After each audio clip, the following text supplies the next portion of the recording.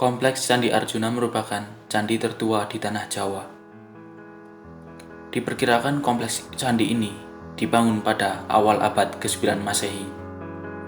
Hal ini diperkuat dengan bukti penemuan sebuah prasasti dengan aksara Jawa kuno pada sekitar tahun 731 Caka atau tahun 809 Masehi dan menjadi prasasti tertua yang disimpan di Galeri Museum Nasional Jakarta. Candi Arjuna yang secara geografis berada di dekat garis perbatasan wilayah Kabupaten Banjarnegara dan Kabupaten Wonosobo, Jawa Tengah. Palang penunjuk jalan menuju kompleks Candi Arjuna pun banyak terlihat di setiap sisi jalan di kawasan dataran tinggi Dieng untuk memandu para wisatawan yang hendak berkunjung ke kompleks candi peninggalan era dinasti Sanjaya ini. Di kompleks Candi Arjuna ini terdapat 5 bangunan candi yang berjajar lurus dari sisi utara ke selatan. Deretan candi-candi tersebut memiliki bentuk dan ukuran yang berbeda-beda. Rata-rata ketinggian candi yang ada di kompleks Candi Arjuna ini hanya setinggi 4 hingga 5 meter saja. Di sekeliling candi terdapat jalur berbatuan kerikil yang difungsikan sebagai jalur bagi umat Hindu yang sedang bersembahyang untuk berkeliling mengitari candi. Menurut catatan sejarah, kompleks Candi Arjuna di dataran tinggi Dieng ini pertama kali ditemukan oleh seorang tentara Inggris pada tahun 1814. Pada waktu pertama kali ditemukan, kondisi kompleks Candi Arjuna tengah dalam keadaan terendam air telaga. Dan kemudian, upaya penyelamatan kompleks bangunan candi pun dilaksanakan di bawah pimpinan H.C. Cornelius sekitar 40 tahun pasca penemuan. Proses penyelamatan lalu dilanjutkan di bawah pimpinan seorang tentara Belanda yang bernama Van Gisbergen pada masa kolonial Hindia Belanda.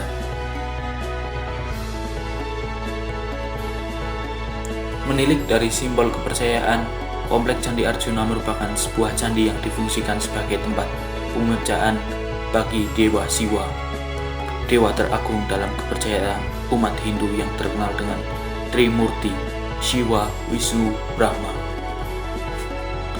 Hal tersebut dapat dibuktikan dengan relief ketiga dewa Trimurti yang ada di dinding Candi Srikandi yang terletak berada persis di sebelah utara Candi Arjuna. Kompleks Candi Arjuna sendiri terdiri dari 5 bangunan candi yang berdiri di lahan seluas kurang lebih 1 hektar. Kelima candi tersebut antara lain adalah Candi Arjuna sebagai candi utama, Candi Semar yang letaknya berhadapan langsung dengan candi utama.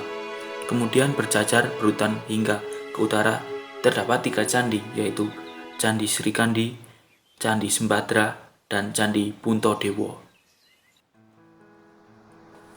Selain kelompok Arjuna, ada 2 kelompok candi lain dan 1 kompleks yang memiliki benang merah berubah bernama tokoh pewayangan dalam kisah Mahabharata. Kelompok candi yang kedua adalah kelompok Candi Garut Kaca yang terdiri dari 5 candi, antara lain Candi Garut Kaca, Candi Setyaki, Candi Nakula, dan Cadewa, serta Candi Gareng dan Petruk yang berada dalam satu kompleks. Akan tetapi, kelompok candi ini sekarang hanya menyisakan Candi Garut Kaca saja yang berdiri tak jauh dari kompleks Candi Arjuna. Kelompok candi yang ketiga adalah kelompok Dwarawati yang terdiri atas Candi Dwarawati, Candi Abhyasa, Candi Pandu, Candi Margasari. Namun saat ini dalam kelompok candi ini hanya menyisakan Candi Dwarawati saja yang berdiri di bukit sisi selatan dari kompleks Candi Arjuna. Sedangkan satu kompleks candi lagi adalah Candi Bima yang merupakan candi dengan bangunan paling besar di antara candi-candi lainnya di dataran tinggi Dieng. Letaknya yang berdekatan dengan Kawah Sikidang. Nama candi-candi di Dieng ini memang sering dikaitkan dengan kisah wayang Gathotkaca.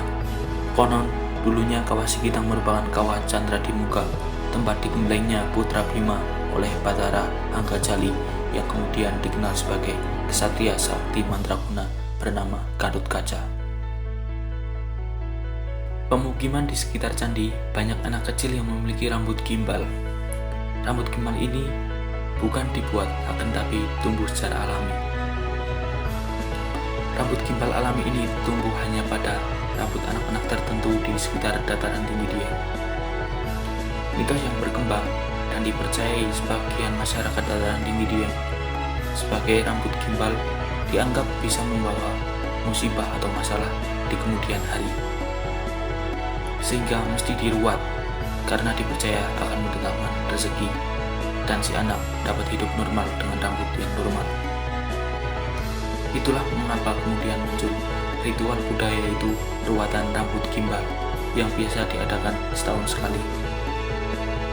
Sebelum bocah berambut gimbal tersebut dicukur rambutnya, ia akan terlebih dahulu ditanya apa yang diinginkan sebagai syarat agar rambutnya boleh dipotong.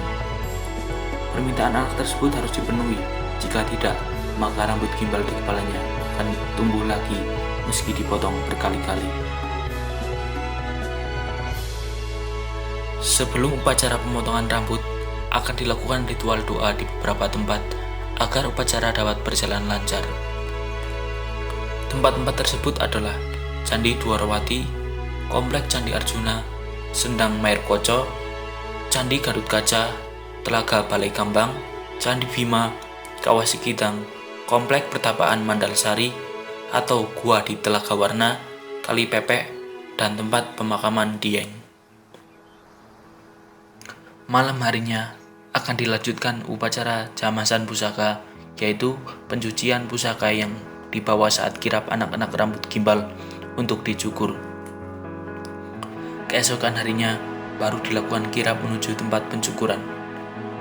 Perjalanan dimulai dari rumah sesepuh pemangku adat dan berhenti di dekat Sendang Mair Koco atau Sendang Sedayu. Selama berkeliling desa, anak-anak rambut gimbal ini dikawal para sesepuh, para tokoh masyarakat, kelompok-kelompok paguyuban seni tradisional, serta masyarakat sekitar.